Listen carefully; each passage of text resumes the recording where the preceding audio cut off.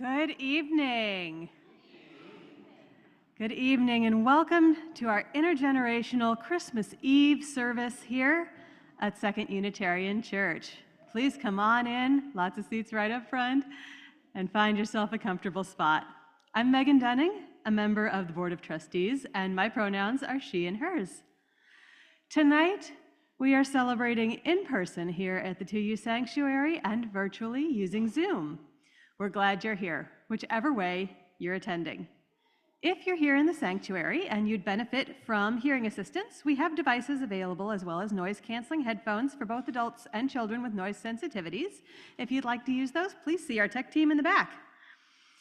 We encourage people to wear masks during the service. This practice prevents the transmission of COVID and helps us center the needs of those who are most vulnerable. This evening's service is led by our ministerial intern, Heike Eghardt, along with Zella Lappin-Carr as worship associate. Music is provided by our director of music, Carl Kennedy. Our time together requires a large group of people who make possible the worship, the music, the technical production. They are all listed in the order of service, and we thank them for their ongoing care of our congregation. I do need to share a couple of brief announcements. A reminder that the church office will be closed starting tomorrow until January 2nd. If you have a pastoral emergency, please reach out to Rev J, though note that he will be out of town during this time.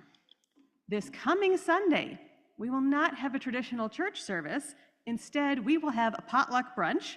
Bring your favorite brunch foods to share and join in community together on the last Sunday of the year. Lastly, we are collecting mittens, scarves, and hats to share with our unhoused neighbors. We are collecting these right on the mitten tree behind me. You're welcome to bring your warm things in to share any Sunday in January. I want to say a word about greeting your neighbor. It is vital that we do this with the utmost focus on consent and comfortability. Whatever method of greeting you prefer, please ask the other person if they feel comfortable with that same level of contact. We all have different needs about how our bodies are in contact with others, so please be mindful. You can find additional announcements in your order of service, but for now, this is the time to turn and greet your neighbor.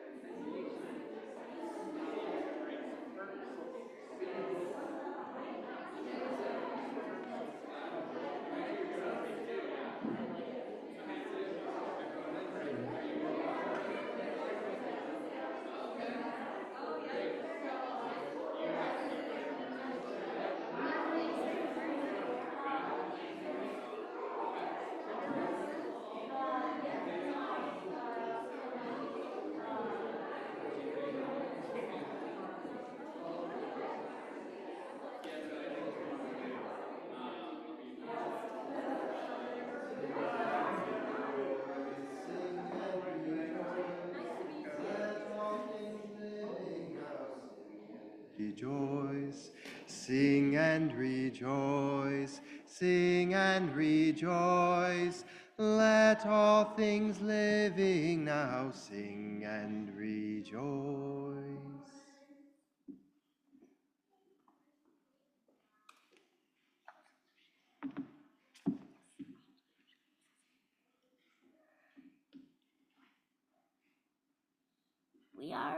We are a community of Unitarian Universalist congregation, a community of children, youth, and adults, a people of many beliefs and traditions, bound not by the specific list of things we believe, but by the values we share, where we keep love at the center. Whether you are joining us for the first time or the 1000th time, you are welcome here. Whether you believe in God some of the time, all of the time, or none of the time, you are welcome here. Whatever your race, whomever you love, whichever way you move in the world, however much money is in your pocket, you are welcome here.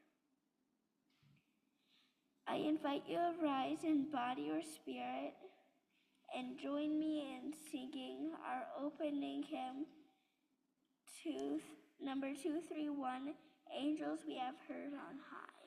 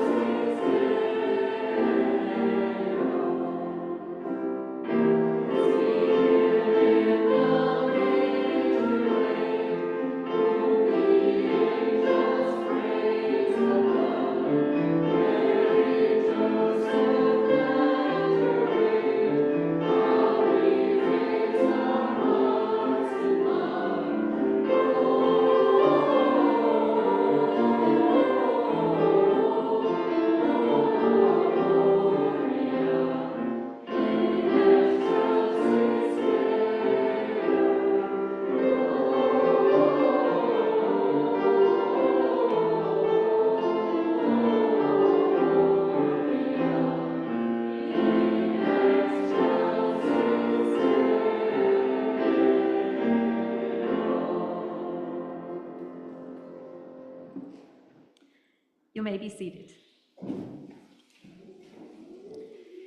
In just a moment, Marian here in the sanctuary will light our chalice, the symbol of our faith. As we light our chalice, let us say the words by Reverend Sarah Richards. You can find them printed in your order of service or on the screen. I will read the parts that say one, and I invite you to join me in reading the parts that say many. O come, all ye faithful, and doubtful and joyful and blue, Mary and Joseph, Rudolph and Frosty, and me and you, to hear Christmas stories, some old and some new, reminding us that love, hope, and mystery are true.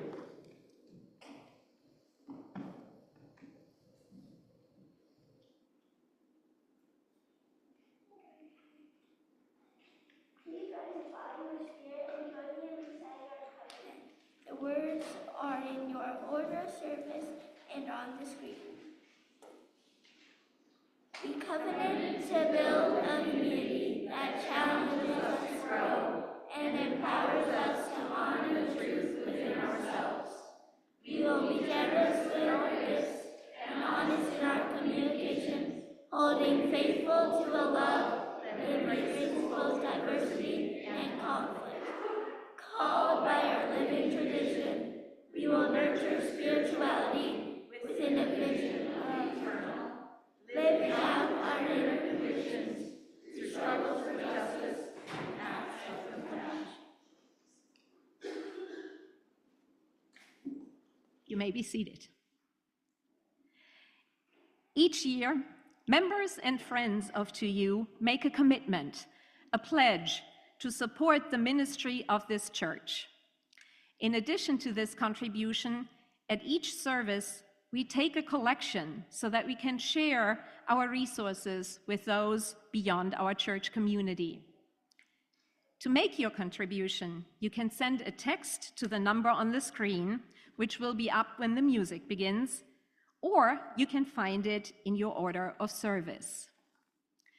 For those of you here in the 2U sanctuary, if you prefer to write a check or give cash, you can place it in the box in the Palmer room. As you exit the sanctuary, the box is located on the wall to your right, just outside the glass doors. For the month of December, we dedicate the collection we take to the minister's discretionary fund. This fund is a financial ministry that equips Reverend Jason to provide direct assistance to those within and beyond our community who find themselves in financial need.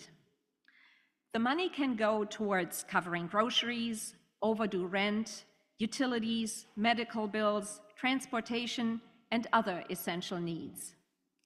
For those who cannot turn anywhere else, your contributions to this fund are a gift and a blessing, and your generosity is greatly appreciated.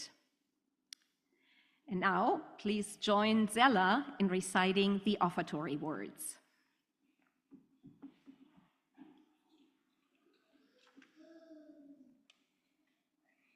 The offertory words are printed in your order of service, and they are also on the screen. This church is a community of ourselves. Its energy and resources are our energy and resources. Its wealth is what we share. As we contribute to the life of this community, you permit and enable its participation in the larger world around us.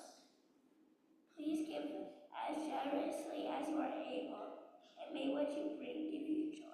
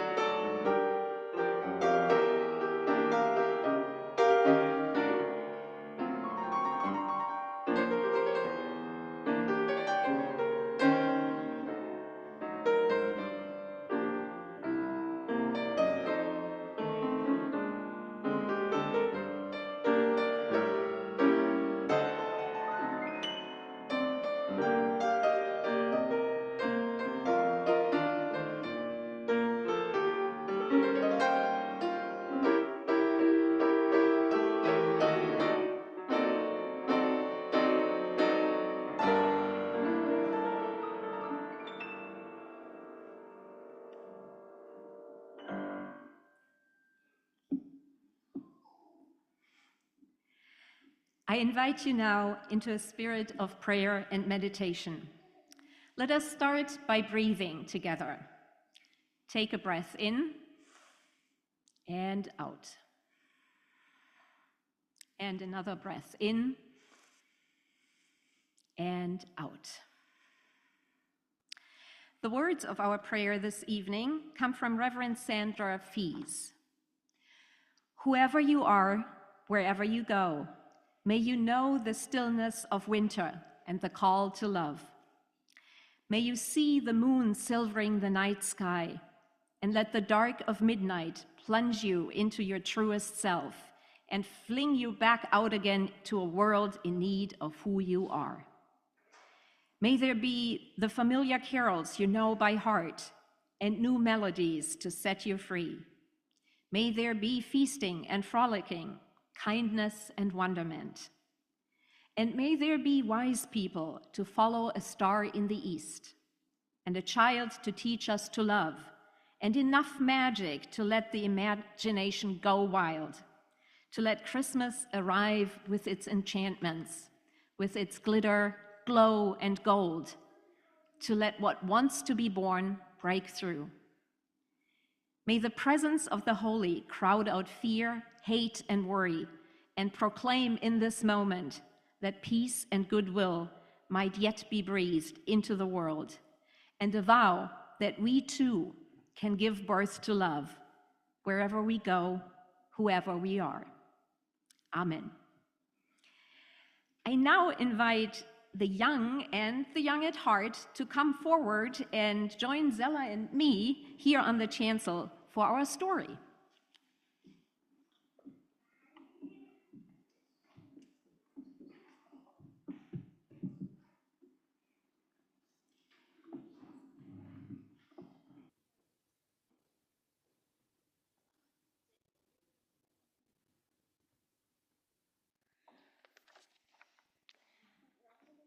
Every Who down in the Who village liked Christmas a lot.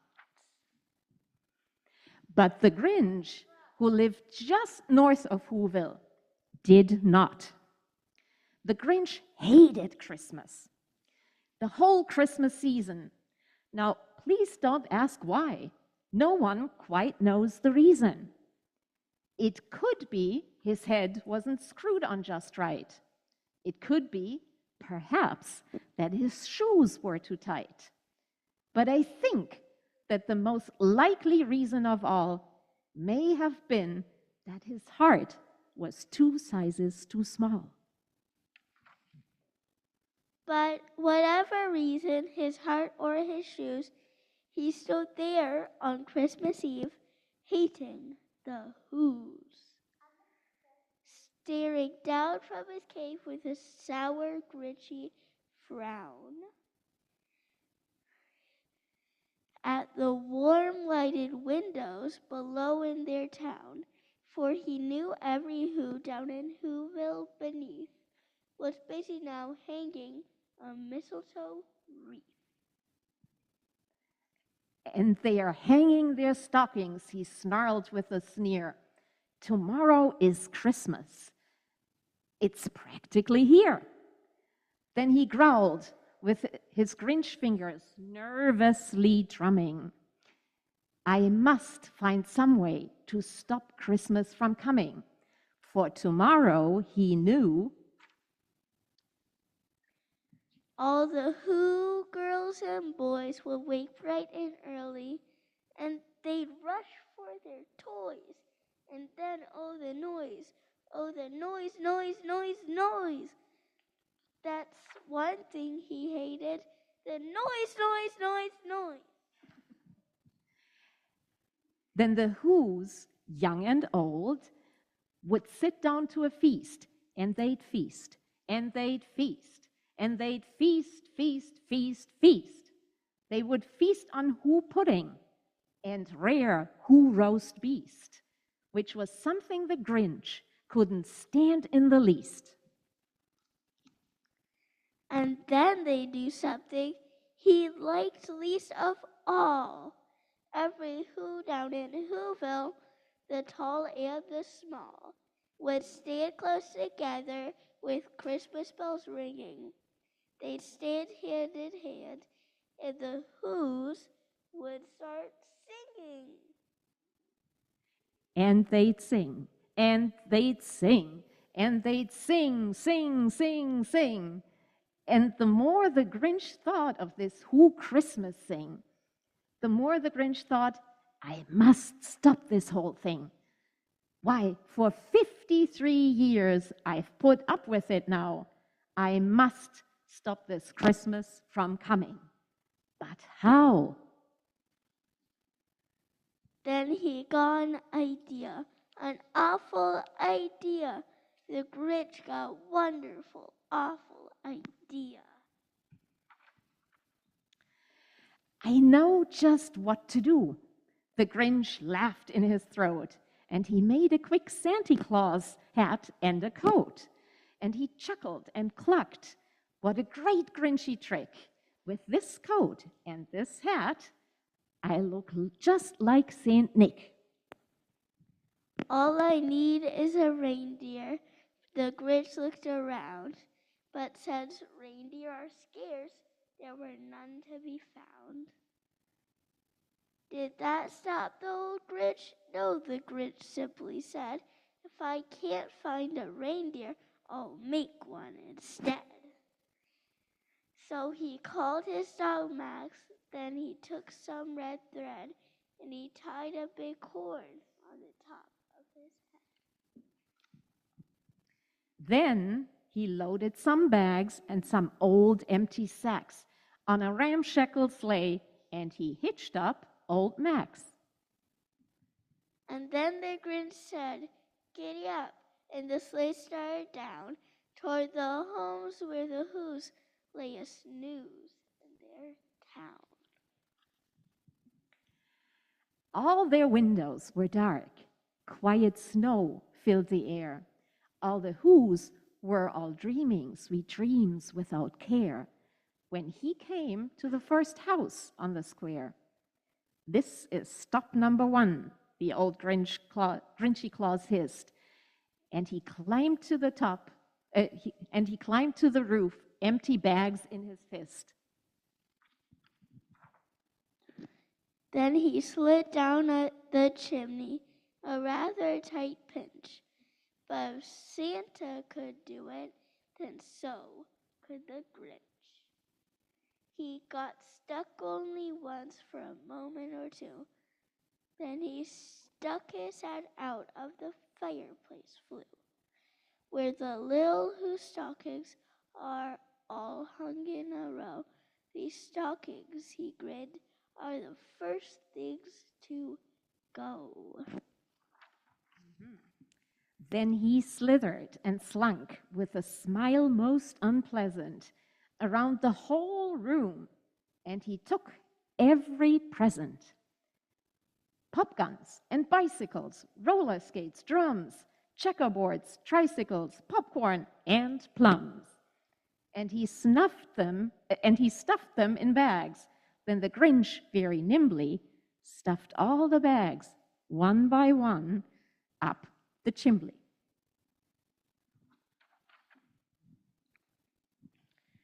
Then he slunk to the icebox. He took the Who's feast.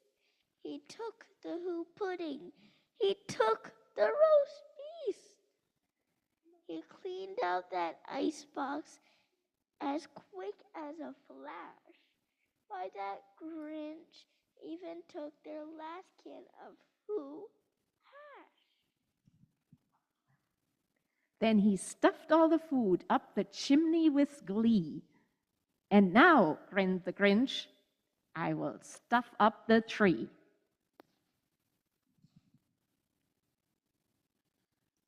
And the Grinch grabbed the tree and he started to shove when he heard a small sound like the coo of a dove. He turned around fast and he saw a small Who, little Cindy Lou who was not more than 2. The Grinch had been caught by this tiny Who daughter who'd got out of bed for a cup of cold water.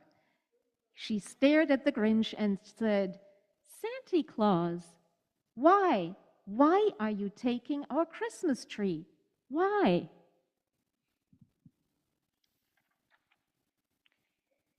But you know, that old Grinch was so smart and so slick. He thought up a lie and he thought up quick. "Why, my sweet little tot," the fake Santa Claus lied, "there's a light on this tree that won't light on one side. So I'm taking it home to my workshop, my dear. I'll fix it up there, then I'll bring it back here." And his fib fooled the child. Then he patted her head, and he got her a drink, and he sent her to bed.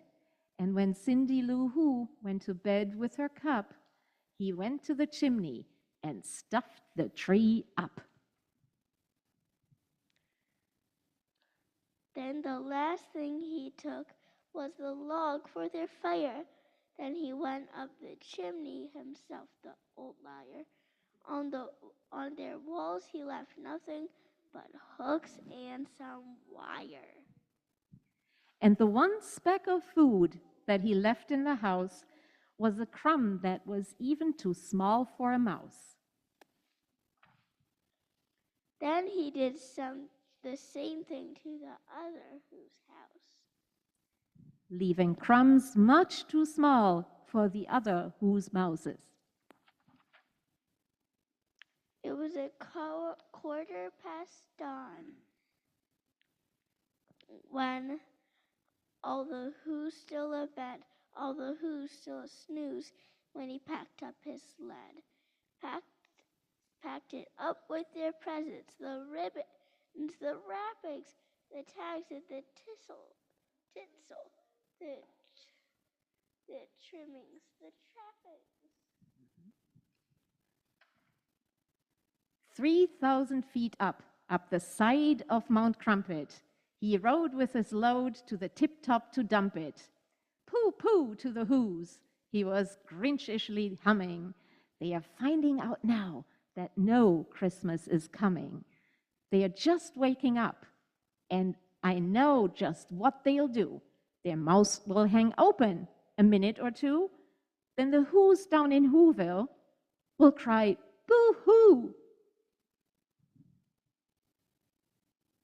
That's a noise, grinned the Grinch, that I simply must hear.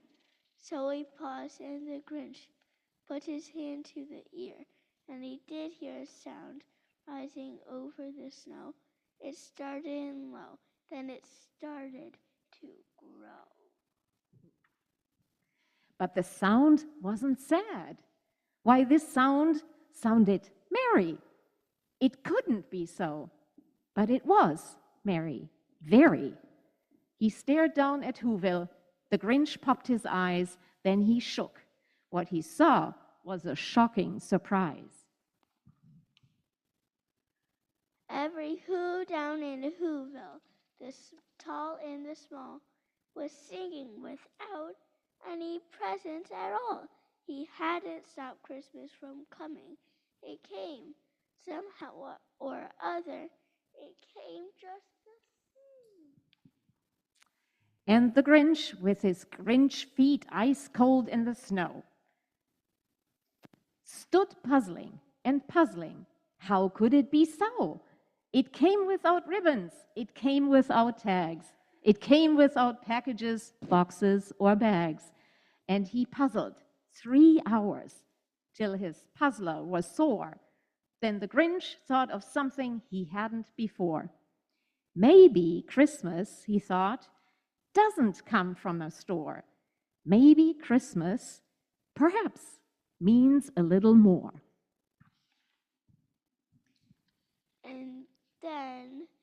And what happened then?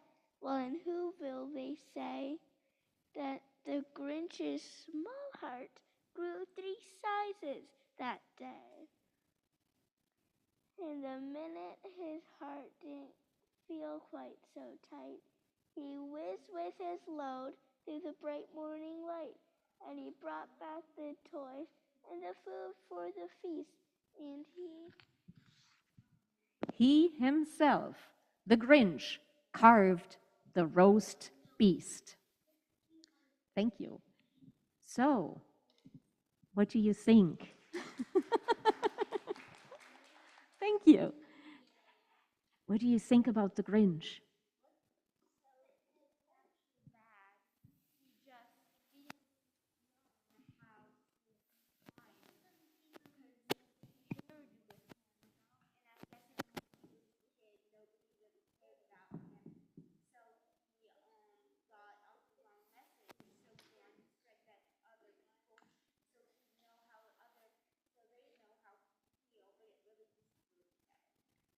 Very good, very good. Yes, Zella. Do you guys think he might have felt lonely sometimes? Yes, most definitely. Yeah. Yes. So I think his heart was just too small. Hey, all right, two sizes too small. Okay. Yes. Well, I think that his shoes were too tight. Okay. All right. Well, I think you all have a really good idea of what might have been going on with the Grinch. Um,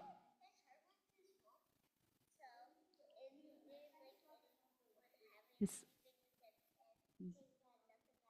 yeah. So he was lonely, and maybe that is why he was so grinchy, huh?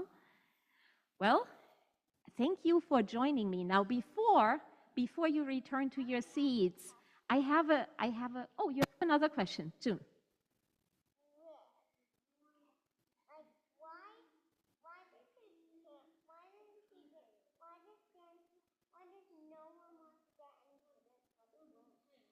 That's a very good question. Why did nobody get any presents for the Grinch? Yeah.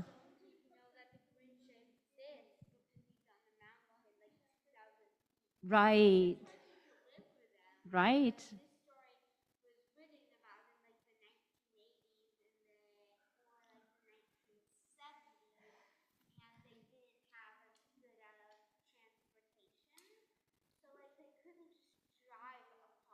Okay. Yeah.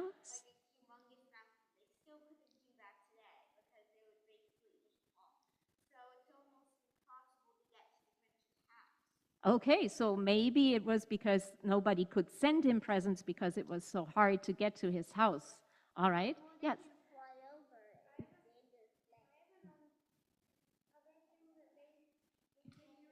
Okay, we can take one more. Go ahead.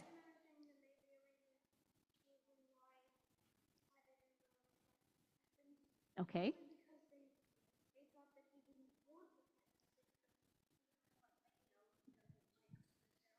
That is also possible that they thought maybe he didn't want any presents because he didn't like Christmas.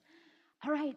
This was very fun. Thank you for joining me. Now, before you go back to your seats, I have a favor to ask. We are going to sing a fun song in a minute, and I do have a few surprises, and I was wondering if you would like to help hand them out to people. A fun celebration for our song. All right. Anybody else? Who else wants to hand out some?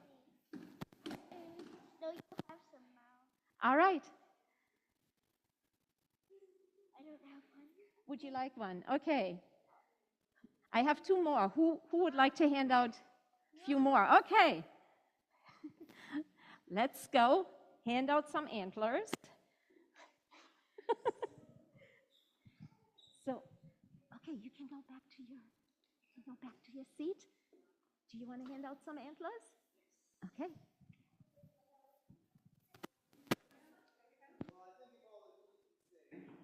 And so can we.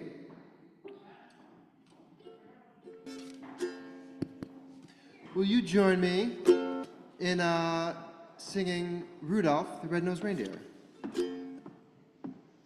You know Dancer and Prancer and Prancer and Vixen, Comet and Cupid and Donner and Blitzen, but do you recall the most famous reindeer of all?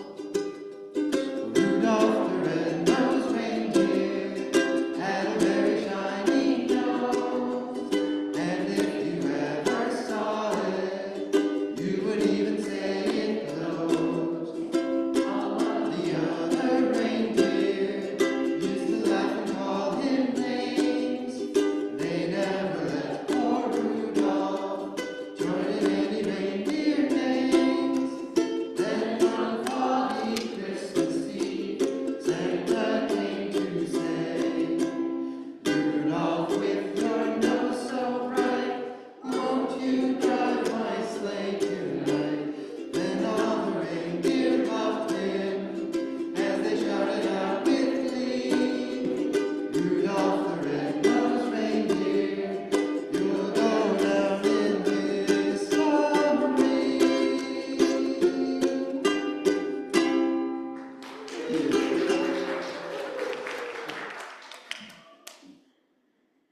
Thank you all for this spirited rendition of a holiday classic and an all-time American pop culture favorite.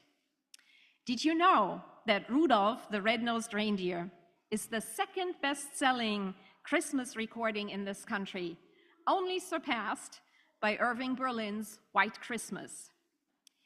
And did you know that Rudolph is celebrating a major anniversary this year? Yes, the story of his adventures has delighted people of all ages for 85 years. And it all started right here in Chicago, when an employee in the advertising department of Montgomery Ward, a Chicago-based department store which some of you may still remember, was asked to create an animal story for their annual Christmas promotion. The retailer had a tradition of buying and giving away booklets with holiday-themed stories, and in 1939, they decided to produce their own book with an original story. The Montgomery Ward employee who received the assignment to come up with their story was Robert May. He said he picked a reindeer as the main character because one of his daughters loved the reindeer at Lincoln Park Zoo so much. And the inspiration for Rudy's red nose came to him when he was staring out his office window in downtown Chicago on a very foggy day, pondering how to best craft a Christmas story featuring a reindeer. The result was a poem in the same style as another pop culture favorite. 'Twas the Night Before Christmas. Well, the story of Rudolph's adventures became an instant success. After its initial release, it was turned into the song we just sang, a television special, adapted for a comics book series, as well as a feature-length animated film. I think it is safe to say that Rudolph the Red-Nosed Reindeer has established himself firmly in the gallery of all-time favorite Christmas pop culture icons. But why is that? What is it about the story and its main character that has captured the imagination of generations of children and adults alike? For one thing, I think there is an element of mystery in it that appeals to both the young and the young at heart. Who isn't intrigued by the idea of Santa miraculously delivering presents to kids all around the world in a single night using a sleigh pulled by flying reindeer? For another, the story is relatable. I think it strikes a chord with anybody who has experienced teasing or even rejection for being different, for not fitting in. After all, we are relational beings. We want to be in community with others. We want to be loved for who we are, and that includes all of our little quirks. It's no wonder that we find ourselves rooting for Rudolph and his shiny red nose as he turns from outcast into the hero of the story, saving the day for Santa on that infamous foggy Christmas Eve. Interestingly, we find a similar theme in another iconic Christmas story. We read it just a little earlier, Dr. Seuss' How the Grinch Stole Christmas. The many adaptations of the book show how deeply ingrained it is in American pop culture. The most widely known ones are probably the 1966 animated television special and the song You're a Mean One, Mr. Grinch, for which Dr. Seuss himself wrote the lyrics. The story is often interpreted as a critique of the commercialization of Christmas and the holiday season as a whole. This is probably connected to the author's claim that his own disillusionment with what Christmas had become in popular culture was the inspiration for the main character. However, I think there is more to the story than just a critique of the commercialization of Christmas. After all, it wasn't so much the decorations, the presents, and the feasting in Whoville that bothered the Grinch the most about Christmas. What bothered him the most was the noise associated with the festivities and the merriment that ensued when the Whos all got together to hold hands and sing Christmas carols. Maybe, just maybe, the reason why the Grinch hated Christmas so much that he tried to stop it from coming altogether had less to do with the commercial aspects of it and more with the fact that he felt left out. Maybe his heart was 2 sizes too small because he didn't get to share the joy of being part of a community, especially during the holiday season.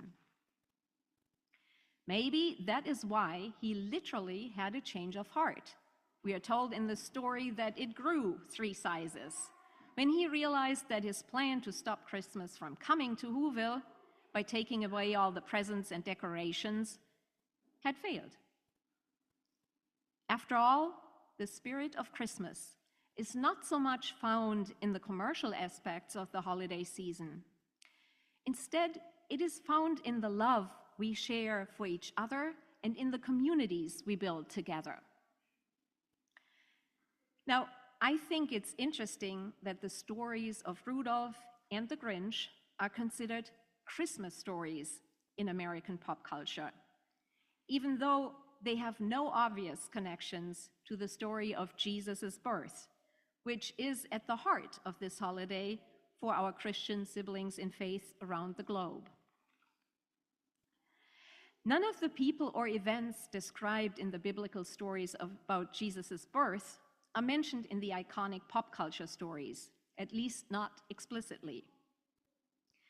But I think one can make an argument that there are thematic parallels between the gospel accounts and the pop culture stories. For example, flying reindeer and angels add an element of mystery and wonder to their respective stories. Then there is the unlikely hero theme. Just like Rudolph wasn't expected to be the lead reindeer guiding Santa's sleigh, or the Grinch to take the place of honor at the Who's holiday feast, neither were Mary and Joseph the kind of people conventional wisdom would have picked as likely candidates to become the parents of a boy who was supposed to be the Messiah. After all, they were not among the well-connected and powerful elites of their time. And Jesus himself was expected to show up as a king, or at least as an adult, not as a baby. Most importantly, though, I think these stories share the same message. Christmas is about the transformational power of love, in whichever way it might show up in our lives. Some of us might experience it as God's love for this world made manifest in the birth of a baby boy, as described in the Gospels of Matthew and Luke. Others might experience it through being welcomed into a community that celebrates their whole authentic selves, no matter how grumpy their disposition or how shiny and red their noses might be. This is my Christmas wish for all of us. May we, like Rudolph, lend a helping hand to others when needed, even if they don't always put forward their best selves in their interactions with us. And may we, like the Grinch, be open to the possibilities that a change of heart can bring for ourselves and for others. May we be guided by love, not just in this holiday season, but through all the days and seasons to come. Amen, and blessed be. In just a moment, we are going to fill our congregation with the light of our candles, kindled first with the anvil candle here on the chancel. I will light my candle at the anvil candle, and then I will come around and light the candles of those sitting closest to the aisles. Please share the light with your neighbor until all our candles are lit. There are some important things to know about this ritual to keep us all safe. First, you will want to tip the unlit candle to the lit candle to pass along the light. Second, as tempting as it may be, you will not conduct the music with your candle, but rather hold it close to you, maybe with the help from an adult if you are among the youngest gathered here this evening. After all the candles are lit, we will join together in singing Silent Night. As the song ends, follow my lead and lift your candle up high, then bring it back down to your face, and we will blow out our candles together. We will then burst into a triumphant version of Joy to the World. The most important thing to know about this ritual is that when you go home tonight, you can light another candle. And that flame is from the same spark as the candles we light here tonight. The light of our flames burns bright within us, and we get to share that light with the whole world.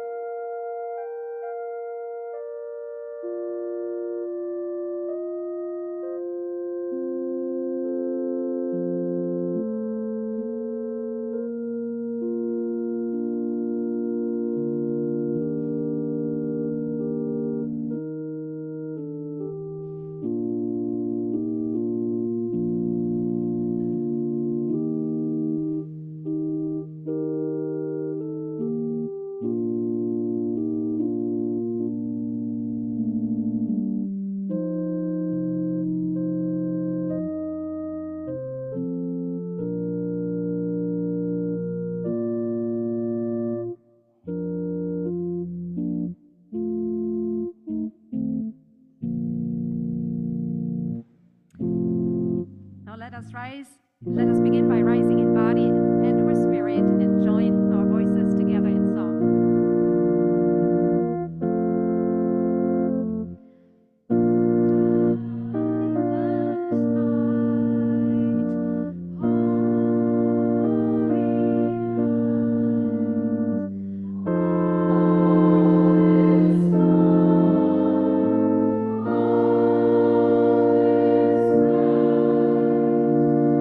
Thank you.